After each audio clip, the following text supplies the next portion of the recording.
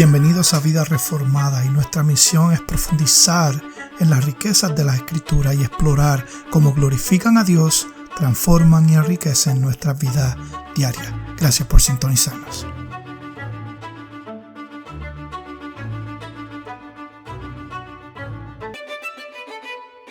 Dios te bendiga y bienvenidos a otro episodio más de Vida Reformada. Como siempre, nuestro propósito es profundizar en las riquezas de las Escrituras y ver cómo ellas conforman y transforman nuestra vida. Continuamos nuestra serie en el libro de Santiago. Hoy estaremos viendo el capítulo 4, versículos 4 al 6. Nuestro tema de hoy es: Él nos da más gracia.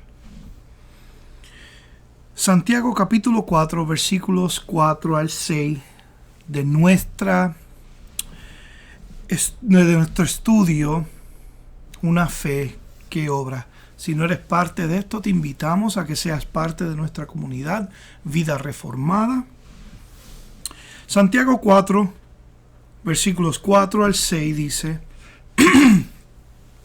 Oh almas adúlteras, ¿no sabéis que la amistad del mundo es enemistad hacia Dios?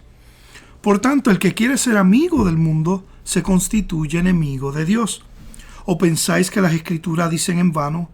Él celosamente anhela el Espíritu que ha hecho morar en nosotros. Pero Él da mayor gracia. Por eso dice: Dios resiste al soberbio, pero da gracia a los humildes. Quiero que sepan que cuando un predicador prepara un sermón, por lo menos a mí me pasa, mientras preparo el estudio, obviamente tus pecados son expuestos constantemente, haciendo que el tiempo que yo paso en el estudio es un tiempo de una humilde confesión, de arrepentimiento, de renovación al corazón mío. Y Santiago aquí llega a un punto donde está esta exhortación a los creyentes, se ve un poquito extrema para la mayoría de esta audiencia, y él está acudiendo, yo pienso que aquí cuando llama a almas adúlteras, está acudiendo a un lenguaje del Antiguo Testamento, porque estos versículos ofrecen tanto una denuncia profética como una amable invitación. El versículo 4, como ya vimos, comienza con una llamativa de dirección directa: pueblo adúltero. Santiago lo que quiere hacer es explicarnos esta relación de Dios con su pueblo, y la describe como el esposo de una nación. Esto vemos este lenguaje similar en Isaías 54, versículo 5, donde dice: Porque tu esposo es tu hacedor, el Señor de los ejércitos es su nombre, y tu Redentor, Él es el Santo de Israel, que se llama Dios de toda la tierra. De manera similar, Jeremías 2:2 dice: Ve y clama a los oídos de Jerusalén, diciendo: Así dice el Señor, de ti recuerdo el cariño de tu juventud, el amor de tu desposorio, de cuando me seguías en el desierto, por tierra no sembrada. De manera similar, ahora en el Nuevo Testamento se describe la iglesia con imágenes matrimoniales o como la novia. Por ejemplo, en Efesios 5, 31 y 32, él dice: Por esto el hombre dejará a su padre y a su madre y se unirá a su mujer, y los dos serán una sola carne. Grande es este misterio, pero hablo con referencia a Cristo y a la iglesia. Es deslumbrante el lenguaje que de Santiago presenta aquí. Es como si estuviera diciendo o refiriéndose a una máxima lealtad, una fidelidad, una intimidad relacional que el pueblo de Dios comparte con Él. Y el pecado, atroz que es violar esa intimidad, ¿Ves aquí por qué ahora hace sentido que Santiago diga, oh almas adúlteras? Almas adúlteras, ¿contra quién estás adulterando? ¿A quién le estás siendo infiel? Esto es una conversación o unas palabras de relación. Un pueblo que comparte una intimidad con su Creador. Y el pecado, obviamente, o el amor al mundo, es violar esta intimidad. De igual manera, vemos que Israel adulteró en muchas ocasiones contra Dios. Esto lo ves en Números 25, del 1 al 3. Mira lo que dice: mientras Israel habitaba en Sittim, en el pueblo comenzó a prostituirse con las hijas de Moab. Y éstas invitaron al pueblo a los sacrificios que hacían a sus dioses, y el pueblo comió y se postró ante sus dioses. Así Israel se unió a Baal de Peor, y se encendió la ira del Señor contra Israel. ¿Ve el tipo de adulterio por la cual Santiago está haciendo referencia? Recuerda, estos eran judíos que estaban esparcidos, quizás habían gentiles también, pero este vocabulario de adulterio contra Dios es un vocabulario del Antiguo Pacto, del Antiguo Testamento. En otras ocasiones, durante el tiempo de los jueces, Israel fue infiel al adorar a dioses falsos y abandonar al Dios verdadero. También vemos esto bajo el reinado de Jeroboam. Israel se apartó de Dios al construir altares y adorar a ídolos en lugar de seguir los mandamientos divinos. También durante el reinado de Manasés, Israel fue infiel al adorar dioses paganos como Molec y participar en prácticas religiosas condenadas por Dios. También en los tiempos de Jeremías, Israel desobedeció a Dios al rechazar la advertencia de los profetas y buscar ayuda en Egipto en lugar de confiar en la protección divina. Y Jeremías, tú lo ves, estamos haciéndolo en devociones familiares. Muy interesante, porque tú ves, ya vamos por el capítulo 38, donde lo bajan a la cisterna, pero del capítulo 1 al 33 casi, todo es un juicio, una condenación por este tipo de adulterio. También durante el periodo del profeta Amós, Israel mostró infidelidad al ignorar los mandamientos de Dios y oprimir a los pobres y necesitados.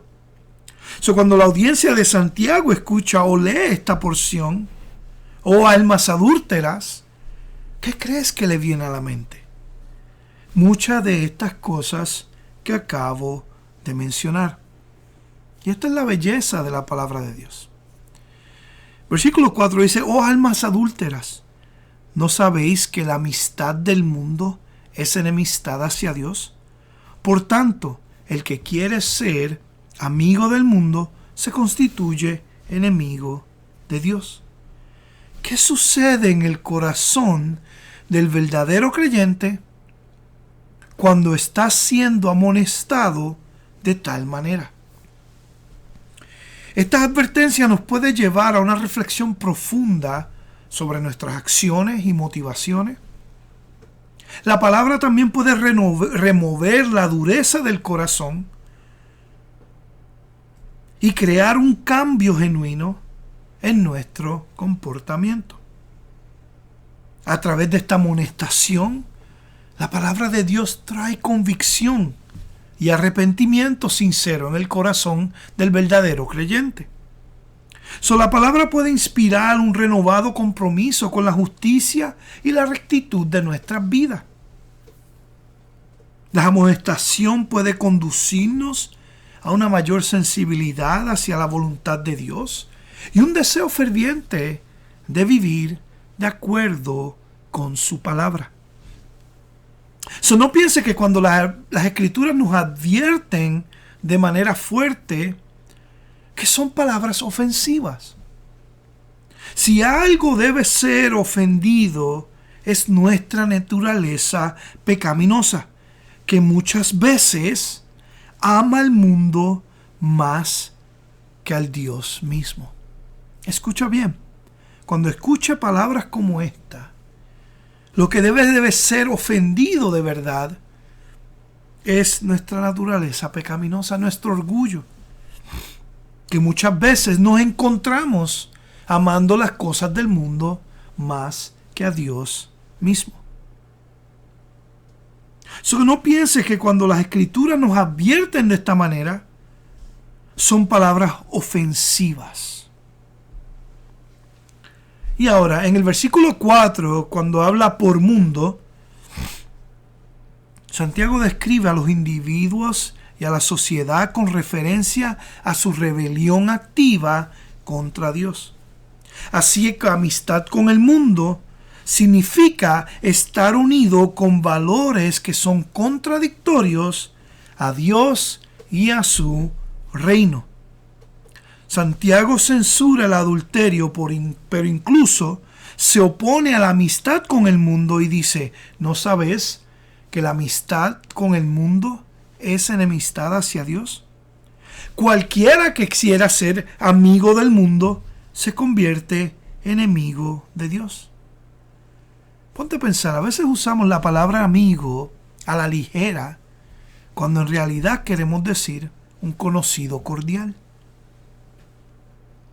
En la antigüedad, como hoy, los verdaderos amigos compartían una mentalidad, una visión de la vida. Compartían intereses, valores, objetivos. Veían la vida de una forma muy parecida. Compartieron bienes según fuera necesario. Se preocupaban los unos por los otros y trabajaban juntos de manera efectiva porque acordaron cómo se debía realizar el trabajo. Los cristianos son amigos de Dios en este sentido elevado y restringido. Anteriormente, Santiago dijo que los creyentes están manchados por el mundo. Eso lo vimos en el capítulo 1, versículo 27. La religión que es pura y sin mácula delante de Dios, nuestro Padre, es visitar a los huérfanos y las viudas en sus aflicciones y guardarse sin mancha de el mundo. Es decir, podemos ser amigables con cualquiera, mostrando bondad e interés. Debemos ser buenos vecinos, buenos compañeros de trabajo. Pero en el sentido más profundo de esta amistad, no podemos ser amigos del mundo porque rechazamos sus valores. Consideren los valores de nuestra sociedad y cómo se comparan con los valores cristianos. Santiago no está diciendo aíslate, no tengas amigos, no tengas compañerismo con otras personas. No, él está hablando de una cosmovisión. Cuando se refiere al mundo, se refiere a una manera de pensar. Ponte a pensar en el individualismo. Cuando priorizamos nuestras propias ambiciones personales, sobre todo en nuestras vidas. Esto es una cosmovisión. Cuando se trata del materialismo, ¿verdad? Cuando buscamos constantemente mejorar nuestras posesiones para mantenernos al día con los estándares sociales y los éxitos y las riquezas. Todo eso es una cosmovisión. Cuando estamos buscando una gratificación que es instantánea, ¿verdad? Cuando pasamos demasiado de tiempo en las redes sociales, buscando validación a través de me gustas, comentarios.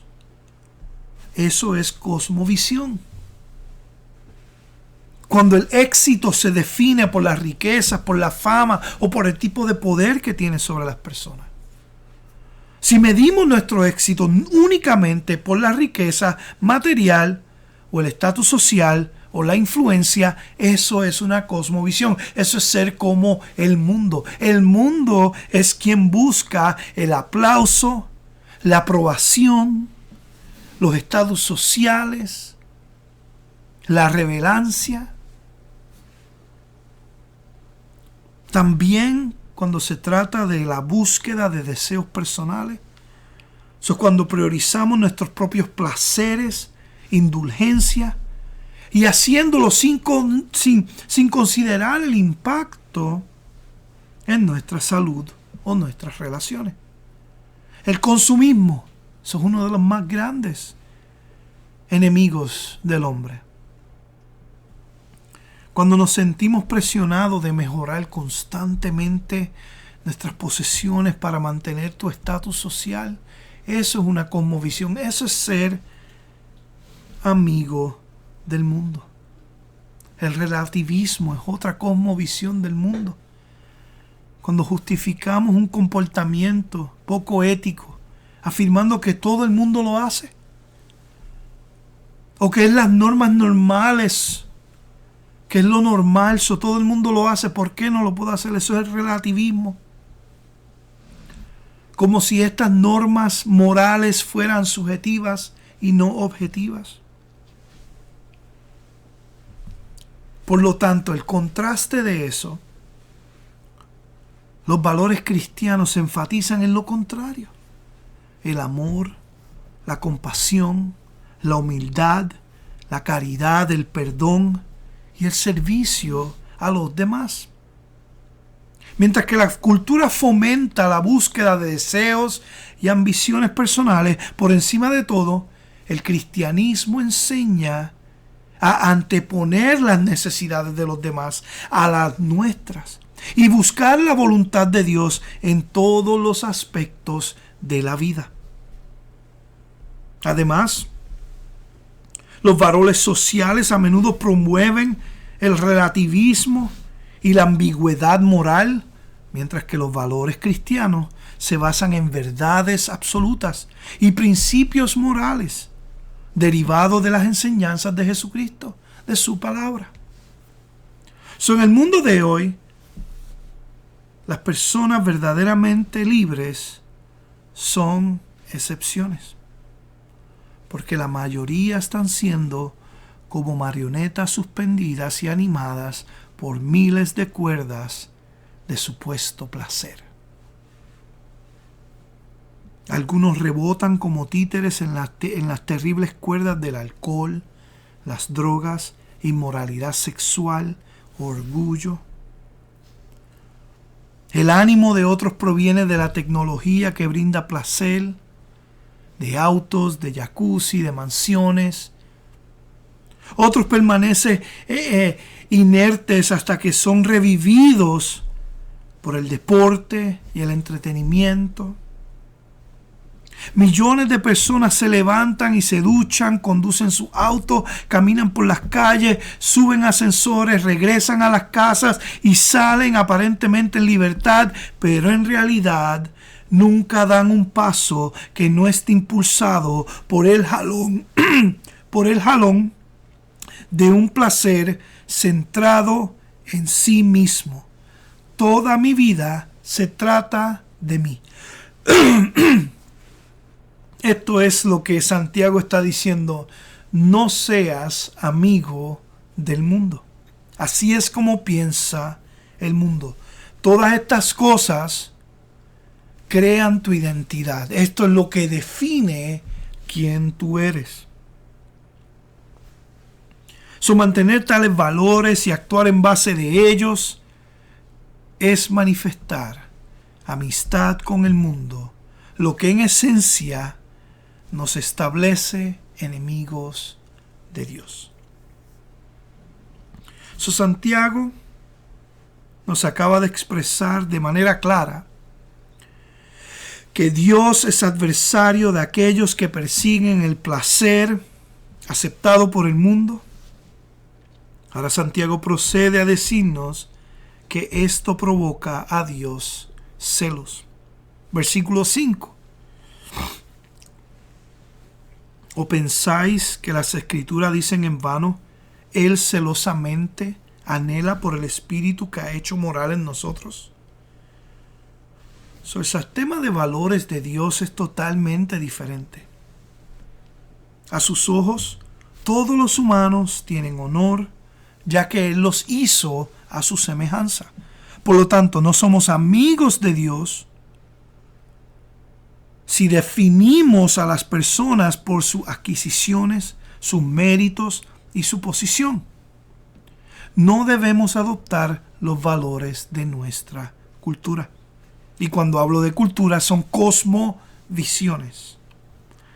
No podemos ser leales a la cultura y a estas cosmovisiones y al reino de Dios, porque sus valores chocan. Intentar servir a ambos o deleitarse de ambos es un adulterio espiritual. Santiago 4:5 enfatiza la exigencia de Dios de lealtad que no está dividida, una lealtad fija. Y está comparándola con celos de marido por su esposa. Este concepto tiene sus raíces en el tema del Antiguo Testamento, del celo de Dios por su pueblo. Esto lo ves en Éxodo 20:5, Éxodo 34:14, Deuteronomio 4:24, Deuteronomio 6:15. El término espíritu aquí en el griego puede referirse al Espíritu Santo o al espíritu humano. Si el tema es espíritu, retrata el justo anhelo del Espíritu Santo por nuestra completa devoción. No una devoción dividida, sino una completa devoción. Si el objeto espíritu significa el deseo de Dios de nuestra lealtad inquebrantable, en cualquiera de los casos, el versículo subraya la expectativa de Dios de que su pueblo permanezca firmemente leal a Él. Pero muchas veces en realidad esto no es lo que sucede en la vida del creyente. Muchas de las veces todo lo contrario. La exigencia de perfección de Dios a veces puede parecer abrumadora e incansable. Para sus seguidores, que somos manchados con pecado en un mundo quebrantado. Sin embargo, el Señor, como un buen marido, ama a su esposa infiel en lugar de buscar el divorcio. Qué maravilloso entonces que la gracia de Dios sea suficiente para los muchos tropiezos de su pueblo. Míralo en el versículo 6 como Él lo presenta. Pero Él da mayor gracia. Por eso dice, Dios resiste al soberbio, pero da gracias al humilde. Lo que te hace digno del amor de Dios no es tu capacidad de amarlo a Él, sino el amor incondicional de Dios por ti. Lo que te hace justo delante de Dios no son tus acciones, sino la justicia imputada de Cristo en ti. Lo que te hace perdonado no es tu arrepentimiento per se, sino la gracia abundante de Dios que te habilita a arrepentirte y perdonar tus pecados. Lo que te da esperanza no es tu fe inquebrantable, sino la fidelidad constante de Dios en Cristo Jesús que nunca te falla. Lo que te asegura un lugar en el cielo no es tu merecimiento, sino la promesa segura de vida eterna en Cristo Jesús. Lo que te da fuerza en la debilidad no es tu propia fortaleza, sino el poder de Dios que se perfecciona en tu debilidad. Esto es una belleza, hermano. Lo que te da identidad a ti como cristiano no son tus logros, tus méritos, ni tu propia imagen, sino la imagen de Dios reflejada en ti como su creación. Lo que te da propósito no es tu planificación perfecta, sino el plan eterno de Dios que se cumple en tu vida. Lo que te da paz no es tu control sobre la circunstancia, sino la paz de Dios que sobrepasa todo entendimiento. Lo que te da vida no es tu habilidad, de vivir, sino la vida nueva que Dios te da en Cristo Jesús. Lo que hace el orgullo, que Dios resiste el orgullo, es que nos ciega de nuestras faltas y nos impide buscar el perdón. Nos hace como si fuéramos autosuficientes.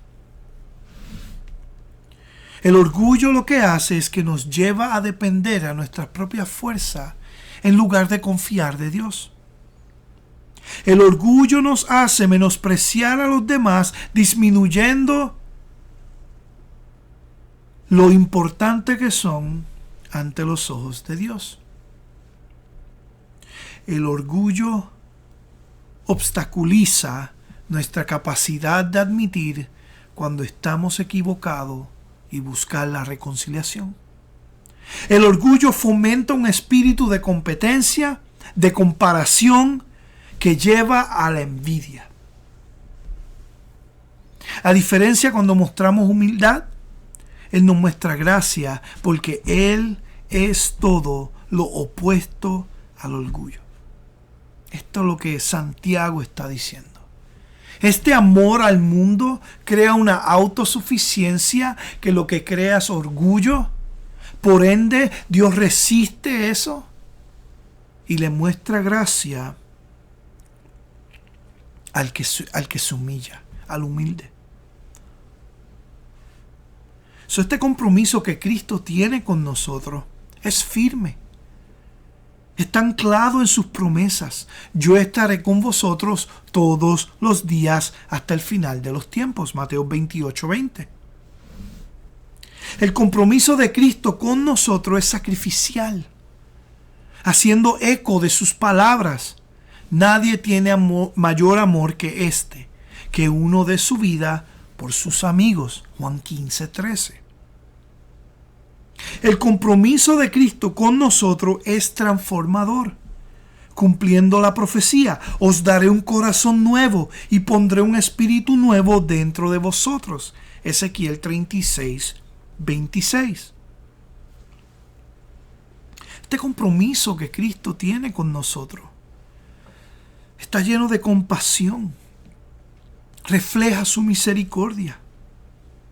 Como dice Salmo 147:3. Él sana a los quebrantados de corazón y venda sus heridas. ¿Ves la postura del corazón cuán diferente es a la postura de un corazón lleno de orgullo? El corazón lleno de orgullo no somete su voluntad hacia Dios. No permite una autoexaminación, sino es una autosuficiencia. Y todo lo contrario. El compromiso de Cristo con nosotros nos da este poder.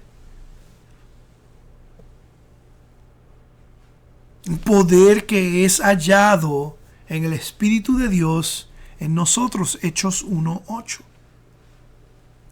El compromiso de Cristo con nosotros es liberador. Él lo declara en Juan 8:36. Así que si el Hijo de Dios los libera, seréis verdaderamente libres. Este compromiso de Cristo con su pueblo es renovador. Él restaurará mi alma, me guiará por senderos de justicia, por amor a su nombre. Salmo 23:3. El compromiso de Cristo con nosotros es unificador. No como el mundo divide, sino unificado en Cristo. Como dice Juan 17:21. Para que todos sean uno, como tú, Padre, en mí y yo en ti. ¿Tú ves el compromiso de Cristo con nosotros? Es eterno. Romanos 8:38-39. Porque estoy seguro de que ni la muerte, ni la vida, ni los ángeles, ni los principios, ni lo presente, ni lo porvenir, ni los poderes, ni lo alto, ni lo profundo, ni ninguna otra cosa en toda creación podrá separarnos del amor de Dios manifestado en Cristo Jesús, nuestro Señor. Yo quiero que tú sepas que la foto que Santiago está tratando de mostrarnos aquí es muy importante. Tener amistad con el mundo, tener este tipo de cosmovisión, tener este tipo de autosuficiencia, lo que hace es que crece el orgullo en el corazón del hombre. Y ese orgullo es opuesto a la humildad que el Señor nos llama a tener. Él da mayor gracia a los que son humildes, resistiendo el orgullo de las personas. Si hay un llamado hoy para tu vida, en esta mañana que me escuchas o tarde que me escuchas, el llamado es a la humildad. El llamado es a ser diferente de lo que el mundo nos muestra. ¿Qué Santiago te quiere decir hoy? Deja de amar al mundo. Deja de querer ser como el mundo. Sé diferente. Y esto no es perfección. Y cuando sientas ese momento de que no puedo ser perfecto porque no lo vas a poder ser, depende, porque eso es la humildad. No seas autosuficiente. No es necesario. Confía en el Señor y humíllate, porque Él da mayor gracia. Por eso Él dice, hay una resistencia a los soberbios, pero da gracia a los humildes. Tu llamado es a humildad y a confiar que no hay nada en este mundo pasajero que pueda otorgar una eterna satisfacción en el corazón del creyente, pero Cristo y Cristo solamente. Que Dios te bendiga. Hasta aquí este episodio de hoy. Como siempre, somos Vida Reformada. Queremos profundizar en las riquezas de las Escrituras, ver cómo ellas conforman y transforman nuestras vidas. Te voy a pedir que nos des un like, que nos sigas en Spotify, YouTube y que seas parte de esta comunidad. La comunidad latina necesita una buena teología, necesita pensamiento crítico y necesita ver que la palabra de Dios es suficiente para el creyente. Que Dios te bendiga y hasta la próxima.